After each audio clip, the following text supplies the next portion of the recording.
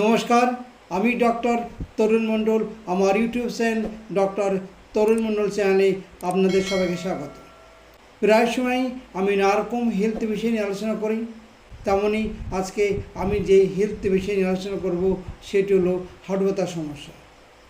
প্রত্যেক পরিবারে বয়স্কদের তো দেখা যায়, তবে কম বয়সীরা অনেক সময় এই হাঁটু ব্যথার সমস্যায় কষ্ট পায়। হাঁটু ব্যথা এখন বয়স্কদের শুধু নয়, কম বয়সীরাও এই হাঁটু ব্যথার সমস্যার শিকার। এই হাঁটু ব্যথার সমস্যার জন্য কী হয়? হাঁটাচলা করতে অসুবিধা হয়, উঠতে বসতে অসুবিধা হয়, চলাফেরা করতে অসুবিধা হয়। অনেকক্ষণ নিচে বসে আছে, উঠতে গেলে পারছে না, তাকে ধরে তুলতে হচ্ছে। কিংবা অনেকক্ষণ হাঁটার পরে মনে হয় হাঁটু আর পাচ্ছে না, হাঁটুতে যন্ত্রণা করছে, বসে পড়তে ইচ্ছে করে। কিংবা অনেকের কী হয়, সকালবেলা ঘুম থেকে উঠলে ব্যথা খুব বেশি হয়। অনেক সময় কী হয়, হাঁটু ফুলে যায়, হাঁটুর মধ্যে গরম হয়ে যায়, দপদপ করে এবং ব্যথার জন্য লাল হয়ে যায়। এছাড়া অনেক সময় কী হয়, হাঁটু ব্যথার জন্য সকালবেলা ঘুম থেকে উঠতে পারে না। সকালবেলা ঘুম থেকে উঠলে ব্যথা খুব বেশি হয়, এমনই সে হাঁটতে পারে না। অনেকক্ষণ বসে থাকার পরে কিংবা অনেকক্ষণ হাঁটার পরে তার ব্যথা একটু কম পড়ে, তখন সে স্বাভাবিক কাজকর্ম করে। এই সমস্ত নানারকম লক্ষণ দেখা যায় হাঁটু ব্যথার সমস্যা সৃষ্টি হলে। এবার আলোচনা করব হাঁটু ব্যথা কেন আমাদের বেশি হয়।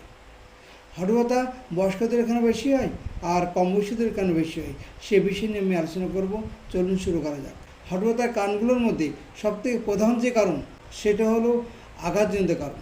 দেখুন, অনেকেই আমরা বিভিন্ন সময়ে পড়ে যাই, কি রাস্তায় পড়ি, কি ঘরে পড়ি, মানুষের পা স্লিপ করে পড়ি, বা যে কোনো সময় আমাদের পড়ে যেতে হয় বা পড়ে যায়, তখন আমাদের হাঁটুতে আঘাত লাগে এবং তখন ব্যথা সৃষ্টি হয়। সুতরাং আঘাতজনিত কারণ একটা প্রধান কারণ হাঁটু ব্যথার সমস্যার জন্য। এছাড়া আরেকটা প্রধান কারণ হলো যে বয়স্ক কারণ। যাদের বয়স খুব বেশি, অর্থাৎ বয়স্কদের এই রোগ বেশি দেখা যায়। কারণ একটা নির্দিষ্ট বয়সের পরে হাঁটুর মধ্যে স্বাভাবিক যে কার্টিলেজ থাকে, সেই কার্টিলেজের ক্ষয় শুরু হয়, তখন সে হাঁটুতে কষ্ট পায় বা হাঁটু ব্যথার সমস্যার সৃষ্টি হয়। সুতরাং বয়স্কদের হাঁটু ব্যথার একটা প্রধান কারণ হলো যে কার্টিলেজের ক্ষয় বা বয়স্কজনিত ব্যথা। হাঁটু ব্যথার আরেকটা প্রধান কারণ হলো যে বিভিন্ন রকম রোগ, যেমন ইউরিক অ্যাসিড, আর্থ্রাইটিস ইত্যাদি কারণে হাঁটু ব্যথার সমস্যার সৃষ্টি হয়। হাঁটু ব্যথার সমস্যা বিশেষ করে পুরুষদের তুলনায় মহিলাদের বেশি দেখা যায়। অতিরিক্ত ওজন, যাদের অতিরিক্ত ওজন খুব বেশি, অর্থাৎ যাদের ওজন খুব বেশি এবং ওভারওয়েট, তাদের ক্ষেত্রে কী হয়, শরীরের সমস্ত চাপ হাঁটুর উপরে গিয়ে পড়ে, তখন হাঁটু ব্যথার সমস্যার সৃষ্টি হয়। যদি কারোর ফ্যামিলিতে হাঁটু ব্যথার সমস্যা থাকে, অর্থাৎ মা, বাবা বা পরিবারের অন্য কেউ যদি হাঁটু ব্যথার সমস্যায় কষ্ট পায়, সেক্ষেত্রে দেখা যায় যে অনেকের এই হাঁটু ব্যথার সমস্যার সৃষ্টি হয়। অর্থাৎ বংশগত কারণ একটা হাঁটু ব্যথার সমস্যার প্রধান কারণ। এই সমস্ত বিভিন্ন কারণে হাঁটু ব্যথার মধ্যে সমস্যার সৃষ্টি হয়।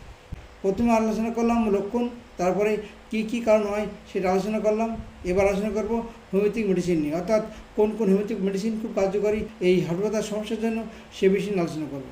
হাঁটু ব্যথার সমস্যার ক্ষেত্রে একটি খুব গুরুত্বপূর্ণ হোমিওপ্যাথিক মেডিসিন, সেটা হলো রিডম্পাল।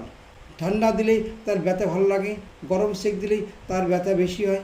এছাড়া হাঁটু ব্যথার সমস্যার জন্য উঠতে বসতে চলাফেরা করতে খুব কষ্ট হয়, অনেকক্ষণ বসে থেকে উঠলে কষ্ট বেশি হয়, হাঁটু ফুলে যায়, সেক্ষেত্রে খুব ভালো কাজ করবে এই রিডম্পাল। 30 ওষুধ দিনে 2 বার, পরপর 4 দিন খান, দেখবেন খুব সহজেই এই হাঁটু ব্যথার সমস্যা থেকে সুস্থ হতে পারবে। হাঁটু ব্যথার সমস্যার ক্ষেত্রে আরেকটি খুব গুরুত্বপূর্ণ মেডিসিন, সেটা হলো আর্নিকা। যদি খুব হাঁটুতে চোট লাগে, যদি ব্যথা হয়, সেক্ষেত্রে ফুলে যায়, যন্ত্রণা, হাঁটতে পারে না, সেক্ষেত্রে খুব ভালো কাজ করবে এই আর্নিকা। 30 ওষুধ দিনে 2 বার, পরপর 4 দিন খেলে দেখবেন খুব সহজেই ভালো উঠবেন। হাঁটু ব্যথার সমস্যার ক্ষেত্রে আরেকটি খুব গুরুত্বপূর্ণ হোমিওপ্যাথিক মেডিসিন, সেটা হলো বেলিডোনা। যদি হাঁটুর স্থানে ফুলে যায়, যন্ত্রণায় শর্টপাট করে, যন্ত্রণা গরম সেক দিলে কম পড়ে, যন্ত্রণা দপদপ করে এবং হাঁটু ফুলে যদি লাল বর্ণ ধারণ করে, সেক্ষেত্রে খুব ভালো কাজ করবে এই বেলিডোনা। 30 ওষুধ দিনে 2 বার, পরপর 4 দিন খেলে দেখবেন খুব সহজেই ভালো উঠবেন কিংবা সুস্থ উঠবেন। দেখুন, সবসময় সিমটমস নির্ভর, সিমটমস ছাড়া কখনো হোমিওপ্যাথি প্রয়োগ করা যায় না। আপনার রোগের লক্ষণের সঙ্গে যদি মেডিসিনের লক্ষণ মিলে যায়, সেক্ষেত্রে খুব সহজেই ভালো উঠবেন কিংবা সুস্থ উঠবেন। সুতরাং হোমিওপ্যাথি ওষুধ যখন খাবেন, তখন একজন সঠিক চিকিৎসকের পরামর্শ মতো খাবেন বা সঠিক চিকিৎসকের কাছ থেকে ওষুধ খাবেন, তাহলে খুব সহজে আপনি ভালো উঠবেন কিংবা সুস্থ উঠবেন। এবার আলোচনা করব যে কীভাবে আমার চেম্বারে আসবেন। দেখুন, অনেকে আমার কাছে ফোন করেন বা হোয়াটসঅ্যাপ করেন, ডাক্তারবাবু আপনার চেম্বারে কীভাবে যাব। দেখুন, আমার চেম্বারে কীভাবে আসবেন, ভিডিও ডেসক্রিপশানে পরিষ্কারভাবে লেখা আছে, আপনারা ডেসক্রিপশান ফলো করুন, দেখুন সব কিছু জানতে পারবেন। আমার চেম্বারের ফোন নাম্বার এবং হোয়াটসঅ্যাপ নাম্বার একটাই 8100222244। এই হোয়াটসঅ্যাপ নাম্বারে আপনারা যোগাযোগ করবেন কীভাবে আমার চেম্বারে আসবো। আমার চেম্বারে যে অ্যাসিস্ট্যান্ট তারা আপনাকে অবশ্যই হেল্প করবে কীভাবে আমাকে দেখাতে পারবেন বা কীভাবে আমার কাছ থেকে ওষুধ আপনারা খাবেন।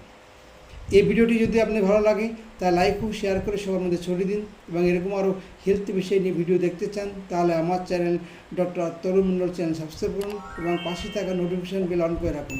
যখন আমার তরফ থেকে ভিডিও দেওয়া হবে সঙ্গে সঙ্গে আপনার কাছে পৌঁছে যাবে। ভিডিওটি দেখার জন্য ধন্যবাদ। সবাই ভালো থাকবেন, সুস্থ থাকবেন। নমস্কার।